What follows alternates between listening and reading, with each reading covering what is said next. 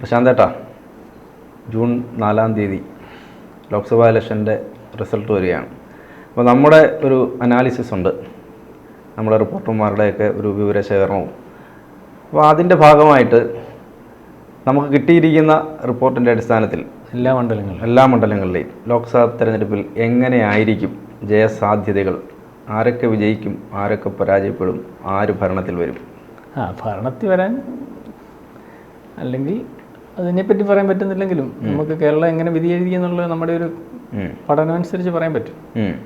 ഓരോ മണ്ഡലത്തിൽ ഓരോ 20 ലോക്സഭ മണ്ഡലമാണ്. അതെ, 20 ലോക്സഭ മണ്ഡലത്തിൽ നമ്മുടെ ഒരു പഠനം അനുസരിച്ച് ജൂൺ 4-ന് വരുന്ന റിസൾട്ട് എങ്ങനെയായിരിക്കുമെന്ന് നമ്മൾക്ക് കിട്ടിയ റിപ്പോർട്ട് അനുസരിച്ച് പറയാം. അതാണ് നമ്മൾ ഉദ്ദേശിക്കുന്നത്. നമ്മൾ നമ്മുടെ ചാനലിനകത്ത് പല ഇലക്ഷന് ശേഷം പല റിപ്പോർട്ടുകളും വന്നിട്ടുണ്ട്, ഓരോ മേഖല തിരിച്ചൊക്കെ വന്നിട്ടുണ്ട്. അതുകൂടെ ഇപ്പം നമ്മൾ മൊത്തം മണ്ഡലത്തിലെ ഒരു റിസൾട്ടാണ് ഉദ്ദേശിക്കുന്നത്. അപ്പോൾ നമുക്ക് പാലക്കാട്ട് നിന്ന് തന്നെ തുടങ്ങാം. നമുക്ക് എല്ലാവരും തിരുവനന്തപുരത്തു നിന്നല്ലേ തുടങ്ങാം, പാലക്കാട്ട് നിന്ന്. പാലക്കാട് ഒരു ഇടതുപക്ഷ മണ്ഡലമാണ്. 1970 10 നിയമസഭാ മണ്ഡലത്തിലും CPM വന്നിട്ടുണ്ട്. AK ജയിച്ചിട്ടുണ്ട് അവിടെ, മനസ്സിലായി. പാലക്കാട്. അപ്പം എന്നാൽ UDFനും പലവട്ടം ജയിച്ചിട്ടുണ്ട്, 3-4 ജയിച്ചിട്ടുണ്ട്. അതിന് ശേഷമാണ് കൃഷ്ണദാസ്. ഇപ്പം ഈ പ്രാവശ്യം പാലക്കാട് മത്സരിക്കുന്നത് ഒന്ന് പോളിറ്റ് ബ്യൂറോ അംഗം വിജയരാഘവന്, ഒന്ന് ശ്രീകണ്ഠൻ, നേരത്തെ DC പ്രസിഡന്റ്. ഇപ്പം എനിക്ക് DC പ്രസിഡന്റ് ആണെന്ന് അറിയത്തില്ല. നിലവിൽ MP ആയ ശ്രീകണ്ഠൻ.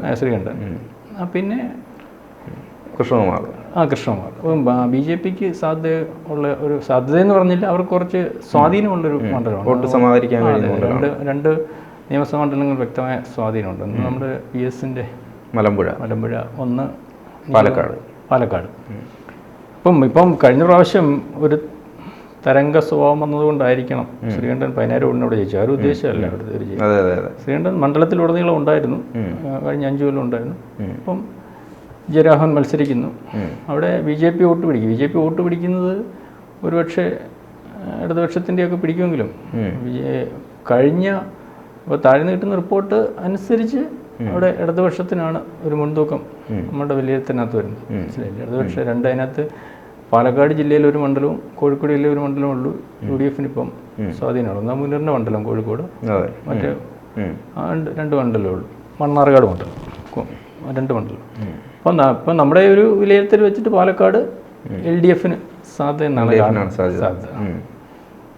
പിന്നെ അടുത്തത് നമുക്ക് കോഴിക്കോട് രാഘവൻ അറിയാമല്ലോ, വലിയ ജനകീയനായ MP ആണ്. കോഴിക്കോട് മണ്ഡലത്തിന്റെ പ്രത്യേകതയും ഇടതുപക്ഷ സ്വഭാവമുള്ള ഒരു മണ്ഡലമാണ്. പക്ഷേ പലതവണ UDF ജയിച്ചിട്ടുള്ള മണ്ഡലമാണ്. ഇദ്ദേഹം വന്നതിന് ശേഷം തുടർച്ചയായിട്ട് ജയിച്ചുകൊണ്ടിരിക്കും. ആദ്യം നമ്മുടെ ഇപ്പോഴത്തെ റിയാസുമായിട്ട് ഏതാണ്ട് 750 മാത്രം, ചുരുങ്ങിയ വോട്ടിന് മാത്രം. അത് പാർട്ടിക്കകത്ത് ഒരു ബുദ്ധിമുട്ട് കൊണ്ട് തോറ്റുപോയതാണെന്നാണ് പറയുന്നത്. റിയാസിനെ ഉൾക്കൊള്ളാൻ CPM-നകത്ത് ചില ബുദ്ധിമുട്ടുകൾ വന്നതിനകത്ത് പാർട്ടിക്കകത്ത് അല്ലെങ്കിൽ റിയാസ് അവിടെ ജയിക്കുന്നതാണ്. അത്തരത്തിൽ ആ സ്വഭാവമുള്ളൊരു മണ്ഡലമാണ് കോഴിക്കോട്. പക്ഷേ അത് രാഘവൻ ജയിക്കുകയും പിന്നെ രാഘവേട്ടനായിട്ട് മാറുകയും ചെയ്തിട്ടുണ്ട്.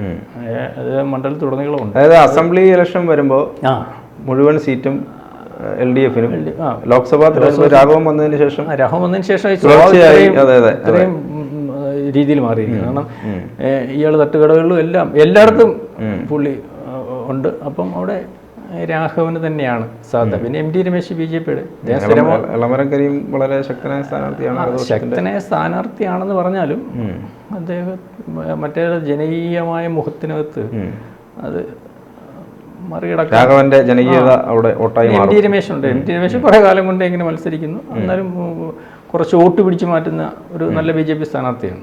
അപ്പം അതാണ് കോഴിക്കോട്. അപ്പം UDFന് ആണ്, UDF ജയിക്കും എന്ന് തന്നെയാണ് അവിടുന്ന് കിട്ടുന്ന റിപ്പോർട്ട്. അടുത്ത വടകരയാണ്. വടകരയുടെ നമ്മൾ ഉറ്റുനോക്കുന്ന ഒരു മണ്ഡലമല്ല. കേരളത്തിലെ 3 മണ്ഡലങ്ങളിൽ, ഒന്ന് വടകര, തിരുവനന്തപുരം, തൃശ്ശൂർ, ഇവിടെയാണ് ഭയങ്കര മത്സരം നടന്നത്, ശക്തമായ മത്സരം നടന്നത്. വടകര മുരളീധരനായിരുന്നല്ലോ കഴിഞ്ഞ പ്രാവശ്യം. അദ്ദേഹത്തെ ഇപ്പം ഈ പത്മജയുടെ BJP പ്രവേശത്തോടു കൂടി തൃശ്ശൂരോട്ട് മാറ്റി. അപ്പം അത് UDF പിന്നെ ഇവിടെ ഏറ്റവും UDFന്റെ ഒരു പുള്ളിങ് കാൻഡിഡേറ്റ് തന്നെയാണ് ഷാഫി. ഷാഫി വളരെ ജനകീയനാണ് കേട്ടോ. നമ്മുടെ ലാൻഡ് ചെയ്തതുപോലും വളരെ ആവേശത്തിൽ, ജനത്തിനെ ആവേശത്തിലാക്കിയാണ്. UDFന്റെ ഇപ്പം ആൾക്കാരെ സ്വാധീനിക്കാൻ കഴിയുന്ന ഒരു യുവ നേതാവാണ്. അപ്പോൾ അതിനകത്ത് BJPയുടെ ശോഭാ സുരേന്ദ്രൻ്റെ ഒക്കെ കാര്യം പറയുന്ന പോലെ UDFന്റെ ആൾക്കാർ വന്നു നിന്നാൽ നിൽക്കുന്ന ആൾക്കാരെ എല്ലാം സുഹൃത്തുക്കളാക്കി മുന്നോട്ട് പോകുന്നു. വളരെ നല്ല പെരുമാറ്റവും കാര്യങ്ങളും ഒക്കെ ഉള്ളത്. എനിക്ക് തോന്നുന്നത് ഉമ്മൻചാണ്ടിയുടെ കൂടെ അതിൻ്റെ ഒരു ആയിരിക്കും. ഒരു പാലക്കാടൊക്കെ എന്ന് പറഞ്ഞാൽ ഇപ്പോഴീ ജാതിയും മതവും അതിപ്രസരമുള്ള സമയത്തും ഈ ഷാഫിക്ക് അതൊന്നും അതിനെയൊക്കെ അല്ലല്ലോ കൃത്യമായിട്ട് മറികടക്കാൻ പറ്റുന്നു. അപ്പോൾ അവിടെ ഭയങ്കര മത്സരമായിരുന്നു. അപ്പോൾ പിന്നെ അവിടെ ഈ പറഞ്ഞ പോലെ കണ്ണൂരെക്കാട്ടിൽ വളരെ സ്വാധീനമുള്ള ഇടതുപക്ഷ മണ്ഡലമാണ്, മനസ്സിലാവുന്നത്. അപ്പം ഇടതുപക്ഷ മണ്ഡലമാണ്. പിന്നെ KK ശൈലജ മാറ്റമല്ലോ. KK ശൈലജ എന്നൊരു ഇപ്പം കേരളത്തിലെ CPMന്റെ സാധാരണക്കാരുടെ ഇടയിൽ അവർ മന്ത്രിയായിട്ടിരുന്നപ്പോൾ തന്നെ ആ ഇടപെടിയിൽ, ആൾക്കാരുടെ ഇടയിലുള്ള ഇടപെടിയിൽ കൊണ്ടാണല്ലോ ഈ നേതാക്കന്മാർ പ്രിയങ്കരാവുന്നത്. അപ്പോൾ ആ ഒരു ഇടപെടൽ കൊണ്ട് അതുകൊണ്ട് തന്നെയാണ് വടകര ഒരു പ്രസ്റ്റീജ് വിഷയമാണ് CPMന്റെ. കാരണം വളരെ ഏത് സമയത്തും വളരെ 1.5 ലക്ഷം ഭൂരിപക്ഷം, സതീദേവിക്ക് ആ ഭൂരിപക്ഷത്തിൽ നിന്നിരുന്ന മണ്ഡലം TPയുടെ മരണത്തിന് ശേഷം കൈവിട്ടു പോകുന്ന ഒരവസ്ഥ ഉണ്ടായിരുന്നു. അപ്പോൾ അതിനകത്ത് ഷംസീർ വന്നപ്പോൾ ഒരു 3000 വോട്ടിന് ആണ് മുല്ലപ്പള്ളി ജയിച്ചെങ്കിലും പിന്നെ മുരളി അവിടെ ചെന്ന് മുരളിക്കയുടെ ഒരു വ്യക്തമായ സ്വാധീനത്തിൽ ഇപ്പം അത് തിരിച്ചു പിടിക്കേണ്ടതായിട്ടുണ്ട്. നമ്മുടെ ഒരു കാൽക്കുലേഷൻ അനുസരിച്ച് എല്ലാവരും പറയുന്നത് ഷാഫി ജയിക്കുമെന്നാണ്. അവിടെ ഇപ്പം ഏറ്റവും അവസാനം വന്ന വിവാദങ്ങൾ ഈ കാഫിർ വിഭാഗമൊക്കെ വന്നില്ലേ, അത് LDF തന്നെ ഓപ്പറേറ്റ് ചെയ്തതെന്നാണ് ഇപ്പം കിട്ടുന്ന റിപ്പോർട്ട്. അപ്പം അങ്ങനെ അത് ഓപ്പറേറ്റ് ചെയ്യണമെങ്കിൽ അതിനകത്തൊരു വ്യക്തമായ അജണ്ട LDF ഉണ്ടാവും. അവിടെ ഈ പറയുന്ന പോലെ ശൈലജ നേരിയ ഭൂരിപക്ഷത്തിലാണെങ്കിലും ജയിക്കുമെന്നാണ് വടകരയെ സംബന്ധിച്ച് പറയാനുള്ളത്. പിന്നെ അടുത്ത വയനാടിനെ പറ്റി പിന്നെ നമ്മൾ പ്രത്യേക വിശകലനത്തിൻ്റെ കാര്യമൊന്നുമില്ല. വയനാട്ടിൽ മത്സരിക്കുന്ന ഭൂരിപക്ഷം എത്ര എന്നുള്ളത് മാത്രം നോക്കിയാൽ മതി. BJPയുടെയും സംസ്ഥാന പ്രസിഡന്റ്, പിന്നെ അനി രാജ, പിന്നെ രാഹുലിന് അവിടെ മുസ്ലിം ലീഗിൻ്റെ വളരെ വലിയ സാന്നിധ്യമുള്ള മുസ്ലിങ്ങളുടെ വോട്ട്. പിന്നെ ആര് നിന്നാലും വടകരയിലെ ഒരു മാക്രിയെ പിടിച്ച് അതിൻ്റെ പുറത്ത് UDF എന്ന് എഴുതി വിട്ടാലും ജയിക്കുന്ന ഒരു മണ്ഡലമാണ്. അപ്പം അത് UDFന് കൃത്യമായ, അതിന് വലിയ വിശകലനത്തിൻ്റെയും അല്ലെങ്കിൽ നമുക്ക് അതിനകത്ത് ചർച്ച ചെയ്യേണ്ടതൊന്നും കാര്യമില്ല. UDFന് കൃത്യമായ സ്വാധീനമുണ്ട്. പിന്നെ കഴിഞ്ഞ പ്രാവശ്യത്തെക്കാട്ടിൽ ചിലപ്പം ഈ രാഹുൽ ഗാന്ധിക്ക് അല്പം ഭൂരിപക്ഷം കുറഞ്ഞേക്കാം, അല്ലാതെ മറിച്ചൊന്നും സംഭവിക്കത്തില്ല, മനസ്സിലായി. പിന്നെ മലപ്പുറം ഇതുപോലുള്ളൊരു മണ്ഡലമാണ്. കാരണം മുസ്ലിം ലീഗുകാരുടെ മാത്രം MLA ഉള്ള മൊത്തം MLA മുസ്ലിം ലീഗുകാരുടെ, ആ മുസ്ലിം ലീഗിൻ്റെ കോട്ടയാണ്. അവിടെ പിന്നെ BJP സ്ഥാനാർത്ഥി എന്ന് പറഞ്ഞാൽ അബ്ദുൽ സലാം, മുസ്ലിം ലീഗ്. കാരണം എനിക്കൊന്ന് ഈ ഇന്ത്യയിൽ തന്നെ BJPക്ക് വേറെ സ്ഥാനാർത്ഥികളുണ്ടോ മുസ്ലിങ്ങളായിട്ട് MP ആയിട്ട് മത്സരിക്കുന്ന? എൻ്റെ അറിവിൽ ഇല്ലെന്നാ തോന്നുന്നത്. അപ്പം അവിടെ അദ്ദേഹം നേരത്തെ വൈസ് ചാൻസലർ മുസ്ലിം ലീഗിൻ്റെ ആളായിരുന്നു. അദ്ദേഹം മുസ്ലിം ലീഗായിട്ട് പിന്നെ വേണമെങ്കിൽ ഇപ്പം BJPയിലാണ്. അപ്പോൾ അദ്ദേഹമാണ് മത്സരിക്കുന്നത്. CPMന്റെ വസീഫാണ് പ്രസിഡന്റായിപ്പം, ചെറുപ്പക്കാരൻ. അവിടെ എപ്പോഴും ഈ മലപ്പുറം ജില്ലയിൽ CPM പരീക്ഷിക്കുന്ന ഏതെങ്കിലും SFIയുടെ സെക്രട്ടറിയോ DFIയുടെ സെക്രട്ടറിയോ കൊണ്ടിട്ട് മത്സരിപ്പിക്കുകയാണ്. അത് മത്സരിക്കാൻ പോകുന്ന ആൾ തന്നെ ആദ്യമേ തീരുമാനിച്ചു പോകുന്ന ഒരു മണ്ഡലമാണ്. പാർട്ടിയും തീരുമാനിച്ചു വിടുന്ന പോലെ മനസ്സിലാകുന്നുണ്ട്. പിന്നെ അവിടെ ചെന്ന് നിന്ന് അവിടെ മലപ്പുറത്തെ സംബന്ധിച്ച് ഭൂരിപക്ഷം കുറയ്ക്കാൻ പറ്റിയാൽ, ലീഗിന്റെ ഭൂരിപക്ഷം കുറയ്ക്കാൻ പറ്റിയാൽ അതാണ് വിജയം. അതെയാണ് വിജയം. പക്ഷെ കഴിഞ്ഞ പ്രാവശ്യമൊക്കെ മലപ്പുറത്തല്ല, പൊന്നാനിയിലൊക്കെ കുറച്ച് ഭൂരിപക്ഷം കുറയ്ക്കാൻ പറ്റുന്നുണ്ട്. ഈ ചില നിയമസഭാ തെരഞ്ഞെടുപ്പുകളൊക്കെ, ലോക്സഭാ തെരഞ്ഞെടുപ്പ് അത് മലപ്പുറം പിന്നെ മുസ്ലിം ലീഗിന് തന്നെ അത് ആണെന്ന് പറയേണ്ട കാര്യമില്ലല്ലോ. പിന്നെ അടുത്ത് അവരുടെ തന്നെ ഒരു മണ്ഡലമാണല്ലോ പൊന്നാനിയിൽ അബ്ദുൽ സമദ് സമദാനി, പിന്നെ LDFന്റെ ഹംസ. അത് നേരത്തെ എനിക്ക് തോന്നുന്നു മുസ്ലിം ലീഗിൻ്റെ, അതെ BJPയുടെ ഒരു വനിതാ സ്ഥാനാർത്ഥിയാണ്. അപ്പോൾ ഈ അവിടത്തേക്ക് ഒരു പ്രശ്നം എന്ന് പറഞ്ഞാൽ അവിടെ വിഷയങ്ങളുണ്ടായതാണ്. ഈ നമ്മളീ പറയുമ്പോൾ മതേതര കേരളം എന്നൊക്കെ പറയുമ്പോഴും BJPയുടെ സ്ഥാനാർത്ഥികൾ പലയിടത്തും ചെന്ന് വോട്ട് ചോദിക്കാൻ പറ്റാത്ത അവസ്ഥയുണ്ടായ ഒരു മണ്ഡലമാണ്. മലപ്പുറത്ത് പൊന്നാനിയിലുമൊക്കെ കേരളമാണ്, പക്ഷേ ഇന്നാൾ ഇന്നിട്ട് വരണ്ട. പല സ്ഥലങ്ങളിലും ഇവരുടെ അപ്രമേയത്തോടടുത്ത് ബാക്കിയുള്ള കാൻഡിഡേറ്റ്സിന് LDF-ന്റെ അടുത്ത് അത്രയും ശല്യം ഇല്ലെങ്കിലും BJP അടുത്ത് അതുണ്ട്. പിന്നെ ഇപ്രാവശ്യം ഈ വനിതാ സ്ഥാനാർത്ഥി കുറച്ച് വോട്ട് പിടിക്കുന്ന സ്ഥാനാർത്ഥിയാണ് BJP. ഇപ്പോൾ പൊന്നാനിയിൽ കുറച്ച് ഈ മലപ്പുറം പോലെ അത്ര സുരക്ഷിതം എന്ന് പറഞ്ഞാൽ സുരക്ഷിതമൊക്കെയാണ്, എന്നാലും അത്ര ഈസി അല്ല. വേണം ജയിച്ചിട്ട് മാറ്റം വന്നിട്ടൊക്കെ ഉണ്ട്. 2004 മാറ്റം വന്നിട്ടുണ്ട്. വേണമെങ്കിൽ അവിടെ നല്ല മത്സരം കഴിയുക. ഹംസ അത്ര മോശമല്ല കേട്ടോ, നല്ല അവിടെ. അപ്പം ഈസി വാക്കോറൊന്നും അല്ല, എന്നാലും പൊന്നാനിയും ലീഗിന് കിട്ടുമെന്നാണ് നമുക്ക് മനസ്സിലാവുന്നത്. പിന്നെ ഇനിയും നമുക്ക് തൃശ്ശൂരേക്ക് വന്നു കഴിഞ്ഞാൽ, തൃശ്ശൂർ ഈ പറഞ്ഞതുപോലെ ത്രികോണ മത്സരം നടന്ന ശക്തമായ ത്രികോണ മത്സരം എന്ന് പറഞ്ഞാൽ ഏറ്റവും ജനകീയനായ നേതാവാണ് CPIയുടെ. CPIക്ക് ഇപ്പോൾ പ്രതീക്ഷയുള്ള ഏക സീറ്റ് തൃശ്ശൂർ വെച്ച് അവർ നോക്കുന്നത്. ബാക്കിയുള്ളതൊക്കെ പറയുന്നെങ്കിലും അവലിക്കര അരുൺകുമാർ എന്നും അവർ പറയുന്നെങ്കിലും ഏറ്റവും പ്രതീക്ഷ ഉള്ളൊരു ആണ് വരുന്നത്. പിന്നെ മുരളീധരനെ അവിടെ കൊണ്ട് മത്സരിപ്പിച്ചിട്ടുണ്ട്. മുരളീധരൻ പല ഘട്ടത്തിലും 3-ാം സ്ഥാനത്ത് പോയി. പിന്നെ ഏറ്റവും അവസാനം സുനിൽകുമാറും സുരേഷ് ഗോപിയും തമ്മിലാണ് മത്സരം. മത്സരം അങ്ങനെ ആയിരുന്നു. എന്നാൽ അതിനകത്ത് ഈ ഒരു വിഷയം വന്നല്ലോ, സുനിൽകുമാറിലേക്ക് ഈ മുസ്ലിം വോട്ടുകളുടെ കേന്ദ്രീകരണം ഉണ്ടായിരുന്നു. പക്ഷേ അവിടുത്തെ നമ്മുടെ ആ തൃശ്ശൂർ പൂരത്തിൻ്റെ വിഷയം വന്നപ്പോഴത്തേന് ഈ CPM-ഉമായിട്ടുള്ള അഡ്ജസ്റ്റ്മെൻ്റ് ആണ്, ഈ വിഷയം ഇങ്ങനെയൊക്കെയാണ്, സുരേഷ് ഗോപിയെ സഹായിക്കാനാണെന്നൊക്കെ പറഞ്ഞൊരു ആരോപണമായിട്ട് മുരളി വീണ്ടും പിക്ചർ വന്നു. അപ്പോൾ മുരളിശാലം അപ്പോൾ ഈ മുസ്ലിം വോട്ടുകൾക്കകത്തൊരു കൺഫ്യൂഷൻ വന്നിട്ടുണ്ട്. അപ്പം അത് സുനിൽകുമാറിൽ നിന്ന് കുറച്ച് മുരളിയിലേക്ക് പോകുന്നു എന്നൊക്കെ പറയുന്നുണ്ട്. എന്തായാലും എല്ലാവരും വിജയപ്രതീക്ഷയല്ല. CPM-ന്റെ കാൻഡിഡേറ്റ് 15,000 വോട്ടിന് വിജയിക്കുമെന്ന് അവർ പറയുന്നു. ഇവരുടെ അവലോകനത്തിൽ മുരളിയാരെ 25,000 വോട്ടിന് ജയിക്കുമെന്ന് പറയുന്നു. കഴിഞ്ഞ ഏറ്റവും ലേറ്റസ്റ്റ് ആയിട്ടുള്ള BJP-യുടെ ഇതിനകത്ത് അവർ 100% 50,000 വോട്ടിന് മേപ്പോട്ട് ഭൂരിപക്ഷത്തിൽ സുരേഷ് ഗോപി ജയിക്കുമെന്നാണ്. അപ്പോൾ നമുക്ക് മനസ്സിലാവുന്നത് അവിടെ സുരേഷ് ഗോപി ജയിക്കുമെന്ന് തന്നെയാണ് നമ്മളുടെ ഒരു വിലയിരുത്തൽ എന്ന് പറഞ്ഞാൽ ഇവർക്കാർക്കും പ്രെഡിക്റ്റ് ചെയ്യാൻ പറ്റാത്ത വോട്ട് സുരേഷ് ഗോപി. എന്നാൽ സുരേഷ് ഗോപി എന്നുള്ള വ്യക്തി, നമ്മൾ ചില ആൾക്കാരുടെ വോട്ടെന്ന് പറയത്തില്ലേ, എനിക്കറിയാം ഞങ്ങളുടെ മണ്ഡലത്തിൽ തിരുവഞ്ചൂരാശൻ ഇലക്ഷൻ നയിക്കുന്ന സമയത്ത് CPM-ന്റെ ക്യാമ്പുകളിലെല്ലാം ഭയങ്കര സജീവമായിരിക്കും, പ്രചരണമെല്ലാം മറ്റു സജീവമായിരിക്കും. പക്ഷേ വോട്ടെണ്ണുമ്പോൾ അദ്ദേഹത്തിനായിരിക്കും. എന്ന് വെച്ച് കഴിഞ്ഞാൽ ഈ പ്രചരണത്തിന് പോകുന്നവരും മാലയിടുന്നവരും ഒക്കെ തന്നെ അവിടെ മാലയിട്ട് വെച്ച് ഇവിടെ വോട്ട് ചെയ്യും. കാരണം വ്യക്തിപരമായിട്ട് അദ്ദേഹത്തുമായിട്ട് ഭയങ്കര ഒരു ബന്ധം അയാൾ ഉണ്ടാക്കിയെടുക്കുന്നുണ്ട്. അതുപോലെ തന്നെ സുരേഷ് ഗോപിക്ക് വ്യക്തിപരമായിട്ട് അദ്ദേഹം നല്ലതാണെന്ന് നമുക്ക് ഈ കൃത്യമായ പാർട്ടി അല്ലാതെ ഈ നിൽക്കുന്ന ആൾക്കാരുണ്ടല്ലോ, അത് എല്ലാത്തിനകത്തുനിന്നും സ്ത്രീകളുടെ വോട്ടിനകത്തുനിന്നും ഒക്കെ വലിയൊരു ശതമാനം. പിന്നെ അവരൊരു 10-60,000 വോട്ട് ചേർത്തതിനകത്ത് BJP പറയുന്നത് 60,000 വോട്ട് ഞങ്ങൾ ജയിച്ചിട്ടുണ്ടെന്നാണ്. അവിടെ സുരേഷ് ഗോപി ജയിക്കുമെന്ന് തന്നെയാണ് റിപ്പോർട്ട് വരുന്നത്. ചിലപ്പം ഭയങ്കര ഭൂരിപക്ഷത്തിൽ തന്നെ സുരേഷ് ഗോപി ജയിക്കുമെന്നാണ്. അത് ഈ ഒഴുക്കിൻ്റെ കാഠിന്യം എത്രത്തോളം ഉണ്ടെന്നറിയത്തില്ല. ചിലപ്പം ഈ പറയുന്നത് പോലെ നല്ല ഒരു ഫ്ലോയിൽ വന്നാൽ സുരേഷ് ഗോപി ജയിക്കുമെന്ന് തന്നെയാണ് നമ്മുടെ ഒരു വിലയിരുത്തൽ തൃശ്ശൂർ. ഇപ്പം ചാലക്കുടി, പിന്നെ ചാലക്കുടി UDF-ന് ഉണ്ടല്ലോ, നേരത്തെ മൂന്തപുരം മനസ്സിലായിരുന്നു അത്. പിന്നെ അവിടെ ഒരു പ്രാവശ്യം ഇന്നസെന്റ് ജയിച്ചിട്ടുണ്ട്. അത് എനിക്ക് തോന്നുന്നു അവിടുത്തെ അന്നറിയാമല്ലോ, സ്ഥാനാർത്ഥിയെ മാറ്റി തീരുമാനിച്ച UDF-കാർ കൊടുത്ത ഒരു പണി തന്നെ UDF-കാർ കൊടുത്തത്. അപ്പോൾ പിന്നെ നിസ്സാര വോട്ടിന് ഈ ഇദ്ദേഹം ജയിച്ചു. ഇപ്രാവശ്യം അവിടുത്തെ സ്ഥാനാർത്ഥി തന്നെ നമ്മുടെ ബെന്നി ബെഹനാൻ നല്ല ജനകീയനാണ്. പിന്നെ രവീന്ദ്രനാഥാണ് LDF-ന്റെ കാൻഡിഡേറ്റ്. അദ്ദേഹം വ്യക്തിപരമായിട്ട് വളരെ നല്ല കാൻഡിഡേറ്റാണ്. അപ്പോൾ അതുകൊണ്ടാണ് CPM അദ്ദേഹത്തെ പരീക്ഷിക്കുന്നത്, മനസ്സിലായില്ല. പിന്നെ BJP-യുടെ BDJS ഉണ്ണികൃഷ്ണൻ വലിയ കാര്യമൊന്നും ഉള്ളതായിട്ട് തോന്നുന്നില്ല. അവിടെ UDF-ന് സാധ്യതയാണ് കാണുന്നത്. പിന്നെ അടുത്ത് നമ്മുടെ ആലത്തൂരാണ് രമ്യ ഹരിദാസ്. കഴിഞ്ഞ പ്രാവശ്യം അറിയാമല്ലോ, ഈ ഏറ്റവും സ്വാധീനമുള്ള LDF മണ്ഡലം അല്ലെങ്കിൽ പട്ടികാതി അതിനകത്തൊരു പാട്ടും പാടി ജയിക്കും. അത് ലോക്സഭയിൽ ചെന്നാലും പാട്ട് പാടുക, പിന്നെ അതിൻ്റെ നടുക്കിറങ്ങിയിരിക്കുക എന്നുള്ള ഒന്നുമില്ല. പിന്നെ അവിടെ ഉണ്ടായിരുന്നെന്ന് പറയുന്നുണ്ട്. പക്ഷേ അവിടുത്തെ സ്ഥാനാർത്ഥി ശക്തമായ മത്സരം കെ രാധാകൃഷ്ണനാണ്. രാധാകൃഷ്ണൻ എന്ന് പറഞ്ഞാൽ ഈ വ്യക്തിശുദ്ധിയുള്ള മനുഷ്യനാണ്.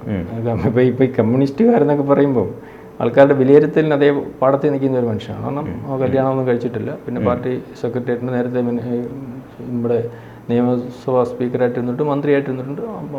ഒരു അലിഗേഷനും ഇതുവരെ വന്നിട്ടില്ലാത്തൊരു മനുഷ്യനാണ്. ഭയങ്കര ജനകീയനാണ്. എൻ്റെ കാൽക്കുലേഷൻ വെച്ച് ആലത്തൂർ രമ്യ ഹരിദാസിൻ്റെ കയ്യിൽ നിന്ന് പോകും. ഇവിടെ ഇത് LDF രാധാകൃഷ്ണൻ ജയിക്കാൻ സാധ്യത. ഇവിടെ BJP-യുടെ സരസും ഉണ്ട്.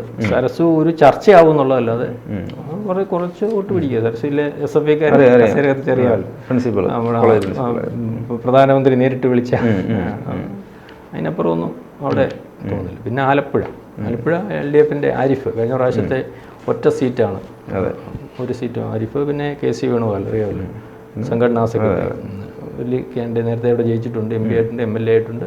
കുറച്ച് നമ്മുടെ അദ്ദേഹത്തിൻ്റെ ഉമ്മൻചാണ്ടിയുടെ കാലത്ത് കുറേ സമയം ഈ ആലപ്പുഴയുടെ പ്രത്യേകത നമ്മൾ നേരത്തെ പറഞ്ഞതുപോലെ ഈ ഇടതുപക്ഷത്തിന് ആഭിമുഖ്യമുള്ള ഒരു മണ്ഡലമാണെങ്കിലും ലോക്സഭ വരുമ്പോൾ അവിടെ നിന്ന് ജയിക്കുന്നതെല്ലാം. എന്നാലും ഇയാൾ ജയിച്ചിട്ടുള്ള ഒരു കഴിഞ്ഞ മുമ്പത്തെ പ്രാവശ്യം 19,000 വോട്ടിനെ ജയിച്ചിട്ടുള്ളൂ. കഴിഞ്ഞ പ്രാവശ്യം ഈ പറഞ്ഞ പോലെ ആ തരംഗത്തിനകത്ത് ആരിഫ് ജയിച്ച 10,000 വോട്ടിനാണ്. പിന്നെ 60% SNDP വോട്ടുള്ള ഉണ്ടല്ലോ. അവിടുത്തെ BJP കാൻഡിഡേറ്റ് ഭയങ്കര ശോഭാ സുരേന്ദ്രൻ്റെ ഈ പറഞ്ഞതുപോലെ ശോഭാ സുരേന്ദ്രൻ അവിടെ ചിലപ്പോൾ ജയിച്ചുകൂടായി എന്ന് അവിടുന്നൊക്കെ വരുന്ന റിപ്പോർട്ട് ശോഭാ സുരേന്ദ്രൻ ജയിക്കുമെന്ന് ഈ സാധാരണക്കാരുടെ. പക്ഷേ അവിടെ ആരിഫ് KC വേണുഗോപാലും സാധ്യതയാണ് നമ്മളുടെ വിലയിരുത്തിയിരുന്ന് കാണുന്നത്. പക്ഷേ ഒരു 2.25-3 ലക്ഷം വോട്ടിനകത്ത് ഈ ശോഭ പിടിക്കുമെന്ന് പറഞ്ഞു. അതിനപ്പുറം ഈ ആ ശോഭാ സുരേന്ദ്രൻ്റെ വ്യക്തിപ്രഭാവം കൊണ്ടും പുള്ളിങ് ക്യാൻഡിഡേറ്റ് കേട്ടോ. നമ്മൾ ഈ ആൾക്കാരുടെ ഈ പറഞ്ഞതുപോലെ ആളുകളെ സ്വാധീനിക്കാൻ ഭയങ്കര കഴിവുകളൊക്കെ. പിന്നെ അവിടെ ഭയങ്കര വർഗീയ ധ്രുവീകരണമാണ്.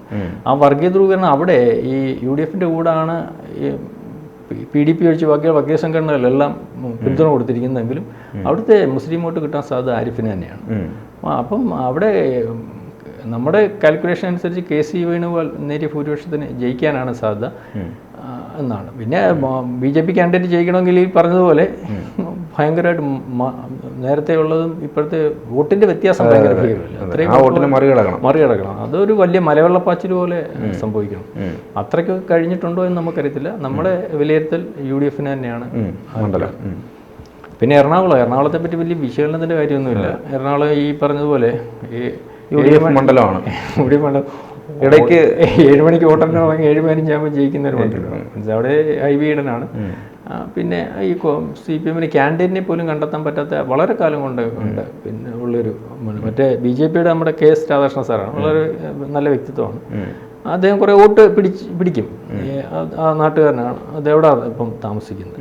പിന്നെ നേരത്തെ PSCയുടെ ചെയർമാനായിട്ടുണ്ട്. സംസ്കൃത സർവകലാശാലയുടെ വൈസ് ചാൻസലറൊക്കെ വളരെ നല്ല വ്യക്തിത്വമാണ്. കഴിഞ്ഞ പ്രാവശ്യം ആലപ്പുഴയിൽ അദ്ദേഹം BJPയുടെ വോട്ട് വർദ്ധിപ്പിച്ച മനുഷ്യനാണ്. അപ്പം അവിടെ ഒന്നും കൂടുതൽ പറയേണ്ട കാര്യമേ ഇല്ല. അവിടെ ഹൈബി ഈഡൻ തന്നെയായിരിക്കും MP. പിന്നെ കോട്ടയം ഇപ്പം UDFന്റെ ഫ്രാൻസിസ് ജോർജാണ്. മനസ്സിലായി. LDFന്റെ തോമസ് ചാടിക്കാരൻ.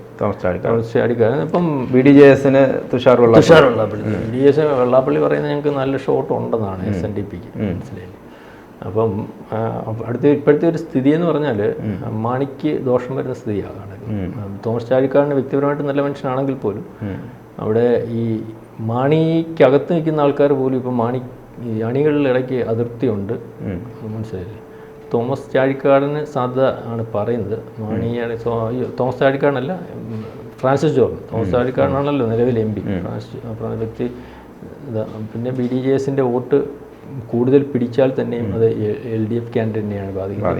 LDF ക്യാൻഡിഡേറ്റ് മാണിയുടെ തോമസ് ചാഴിക്കാടനാണ്. അപ്പം അവിടെ UDFനാണ് സാധ്യത കാണുന്നത്.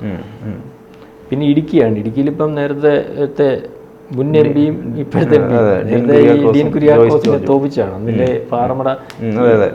പാറമട മുതലാളിമാരെല്ലാം കൂടെ അല്ലേ, പള്ളിയിൽ അച്ഛൻ ഉൾപ്പെടെ പാറമട മുതലാളിമാരെല്ലാം കൂടെ നിർത്തിയ ക്യാൻഡിഡേറ്റ് ആയിരുന്നു. അപ്പം അന്ന് ജയിച്ചു. അന്നും ഈ ഇപ്പോഴത്തെ നിലവിലെ MP ആയിരുന്നല്ലോ ഇതായിട്ടുള്ള ഡീൻ കുര്യാക്കോസ് വളരെ വ്യക്തിപരമായിട്ട് വ്യക്തിമുദ്ര പതിപ്പിച്ചു. മണ്ഡലത്തിൽ വളരെ സജീവമായിട്ട് ആൾക്കാർക്കെല്ലാം തൃപ്തനായിട്ടുള്ള ശാന്തനായിട്ടുള്ള ഒരു MP ആണ്. അവിടെ പിന്നെ BJPക്കൊന്നും വലിയ ഇപ്പം സ്വാധീനം കാണിക്കുന്നില്ല. ക്യാൻഡിഡേറ്റ് പോലും ഉണ്ട് എന്നുള്ളതല്ലാതെ BDJSന്റെ പോലൊരു ഇതാ കാണിക്കുക. BJPക്ക് ഒരു അവിടെ UDFന് തന്നെയാണ് ജയിക്കും സാധ്യത ഇടുക്കിയിൽ. പിന്നെ നമ്മൾ ആറ്റിങ്ങലാണ്. ആറ്റിങ്ങലിൽ പറഞ്ഞ പോലെ വളരെ നല്ല മത്സരം നടന്ന ഒരു ഇടതുപക്ഷ സ്വഭാവമുള്ള മണ്ഡലമാണ്. വളരെ ചുരുങ്ങിയ സമയങ്ങളിൽ എനിക്കൊന്ന് വയലാർ രവി അവിടെ ജയിച്ചിട്ടുണ്ട്. തലേക്കുന്ന് വിഷ് ജയിച്ചിട്ടുണ്ട്.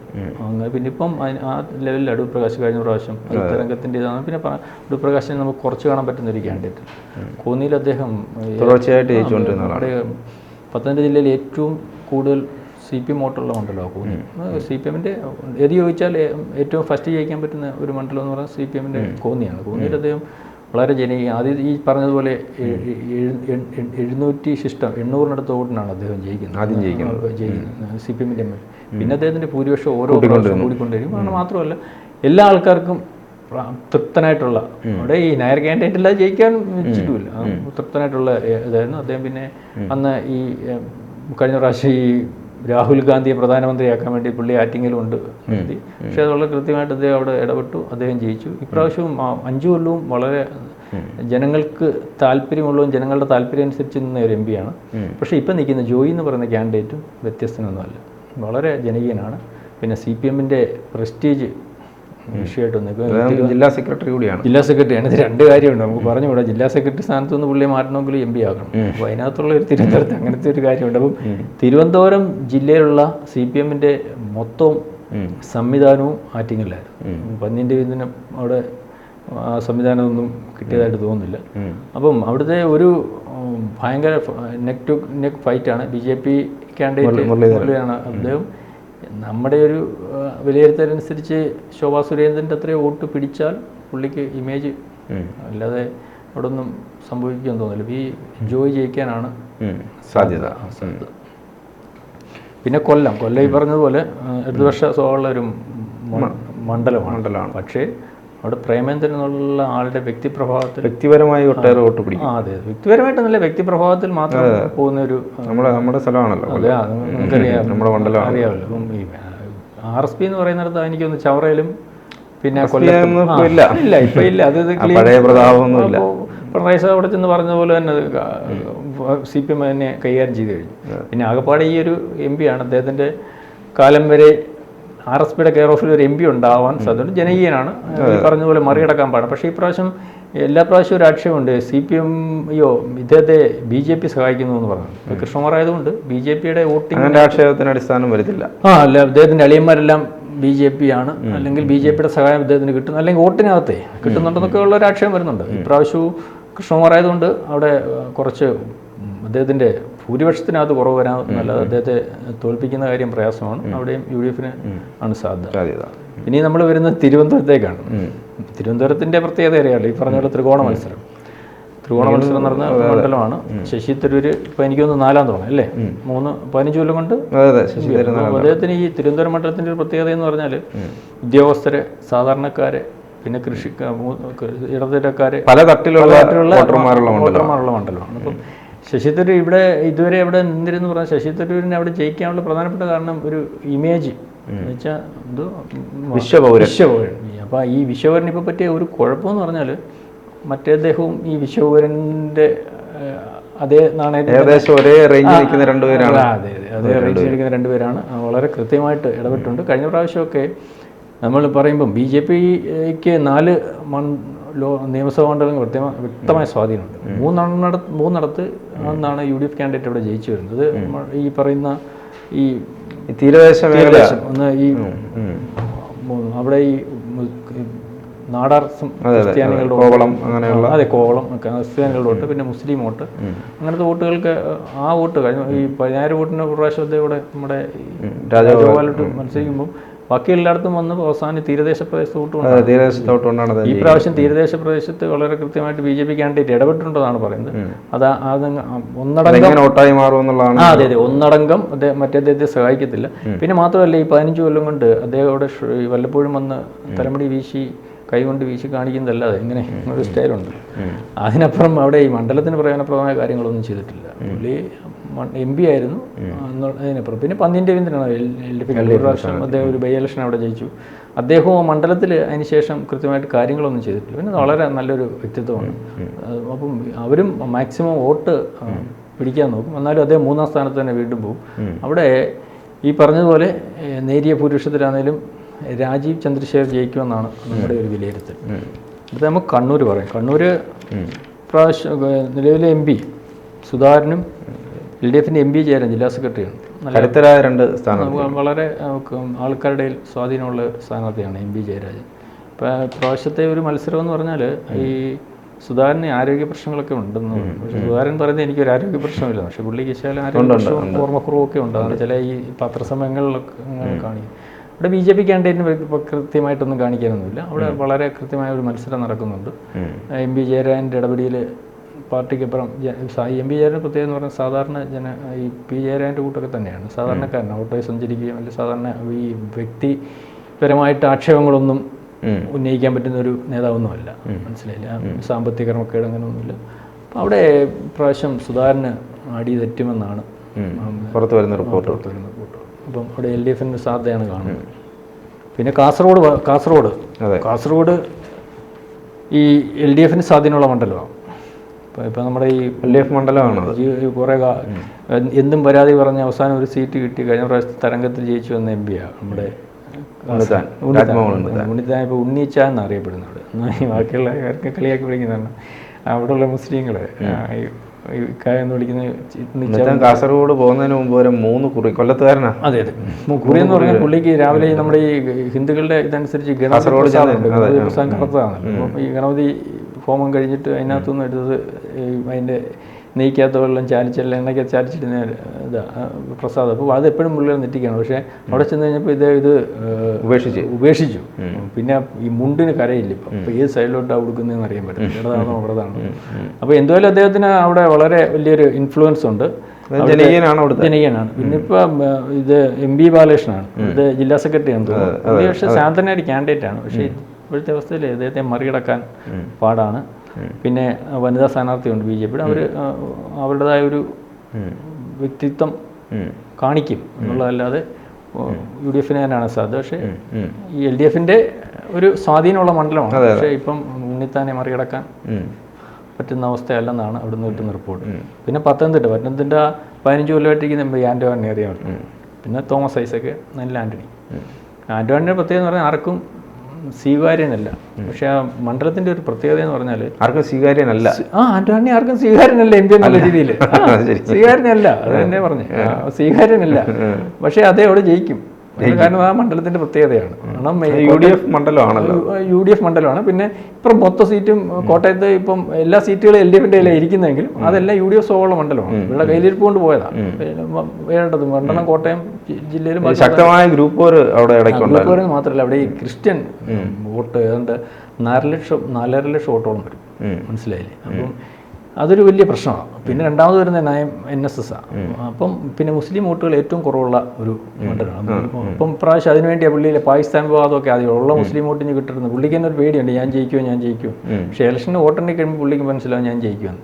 പ്രാവശ്യം ഈ അല്ലാന്റണി അവിടെ വന്നെങ്കിലും വെളിയിൽ അവർ കാൽക്കുലേറ്റ് ചെയ്ത് വെച്ചേക്കുന്ന ഒരു BJP കാൽക്കുലേഷനിൽ വെച്ചേക്കുന്ന ഒരു ഇതാണ് ജയിക്കാൻ സാധ്യതയുള്ളതെന്ന് പറഞ്ഞു. അവിടെ കാൽക്കുലേഷൻ ഒന്നും അവിടെ നടക്കുക. എനിക്കൊന്ന് കഴിഞ്ഞ പ്രാവശ്യത്തെ വോട്ട് പോലും BJP അവിടെ പിടിക്കത്തില്ല. അതിനുള്ള സാധ്യതയില്ല. അതേസമയം ഈ സാധ്യത മറികടക്കാൻ പറ്റും. സാധ്യത അവിടെ ഉണ്ടായേനെ BJPക്ക്. നമ്മൾ എന്തൊക്കെ പറഞ്ഞാലും അവിടെ ഈ ഷോണിനെയോ അല്ലെങ്കിൽ PC ജോർജിനെ നിർത്തിയായിരുന്നെങ്കിൽ അവിടെ ഒരു ക്രിസ്ത്യാനികളുടെ ഇടയിൽ ഇപ്പോൾ അവിടെ ഒരു പ്രശ്നമുണ്ട്. അവിടെ മുസ്ലിങ്ങൾ ക്രിസ്ത്യാനികളുടെ വളരെ കൃത്യമായിട്ട് വോട്ട് പിടിക്കുകയും പിന്നെ മാത്രമല്ല ഹിന്ദു വോട്ടുകൾ മാറിപ്പോകത്തില്ല. PC ജോർജ് ആണെങ്കിൽ നയന്മാരുടെ വോട്ടൊക്കെ PC ജോർജ് ഈ ഞാൻ പിള്ളയാന്നൊക്കെ പറഞ്ഞ് നയന്മാരുടെ ഒരു പുള്ളിക്ക് അത് BJP പറയുന്ന കണക്കല്ല. അവിടെ ആന്റോണിക്ക് തന്നെയാണ് സാധ്യത. തോമസ് ഐസക് അതിനെക്കാട്ടും നല്ലത് നമ്മുടെ നേരത്തെ റാന്നി MLA ആയിരുന്നു, രാജു ആയിരുന്നെങ്കിൽ വേറെ ഒരു വ്യക്തിത്വമായിരുന്നു. മാത്രമല്ല ഇത് ലാറ്റിൻ കാത്തോലിക്സ് ഇവിടെ നമ്മൾ പറയുമ്പം അതെല്ലാം ആണല്ലോ ഈ വോട്ടായിട്ട് മാറും. അപ്പോൾ നമ്മളിപ്പോൾ എല്ലാ മണ്ഡലവും പറഞ്ഞു കഴിഞ്ഞു. ഇപ്പം നമ്മുടെ ഈ വിലയിരുത്തലിനകത്ത് BJPക്ക് 2 സീറ്റ് വരുന്നുണ്ട്. 4 സീറ്റ് LDFന് വരുന്നുണ്ട്. അത് ഒന്ന് ആറ്റിങ്ങൽ, ആലത്തൂർ, വടകര, പാലക്കാട്. ബാക്കി UDFന് 14 സീറ്റ്. അതിനകത്ത് 14 സീറ്റ് എന്ന് പറയുമ്പം എനിക്ക് തോന്നുന്നു 1 RSP, 2 മുസ്ലിം ലീഗ്, പിന്നെ 1 ജോസഫിൻ്റെ, കോൺഗ്രസ്. അപ്പോൾ 10 എണ്ണം കോൺഗ്രസിനും 4 എണ്ണം ഘടകകക്ഷിക്കും വരും. LDFിൻ്റെ വരുമ്പം CPMൻ്റെ ലെവലിൽ തന്നെയാണ് എല്ലാം വരുന്നത്. മാവേലിക്കര നമ്മൾ പറഞ്ഞു, മാവേലിക്കര പറഞ്ഞില്ല, അടൂർ മണ്ഡലമായിരുന്നു.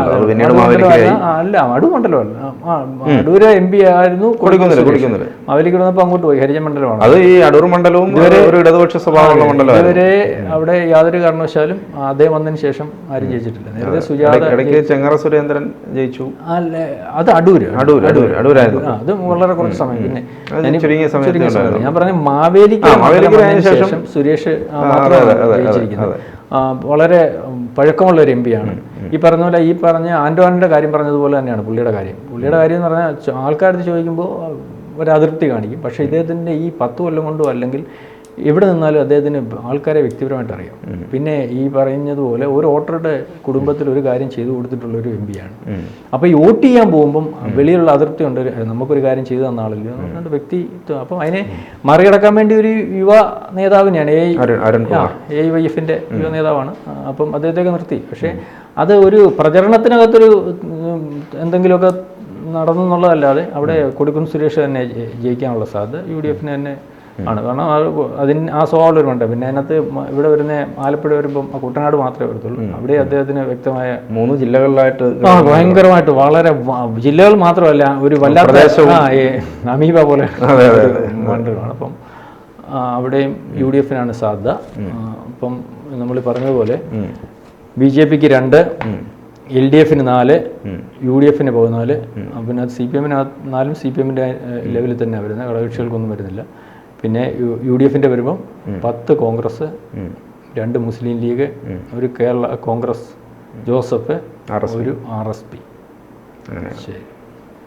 കൂടുതൽ വാർത്തകളും വിശേഷങ്ങളും നിങ്ങളിലേക്ക് എത്താൻ ABC മലയാളം സബ്സ്ക്രൈബ് ചെയ്യുക, ബെൽ ബട്ടണും അമർത്തുക.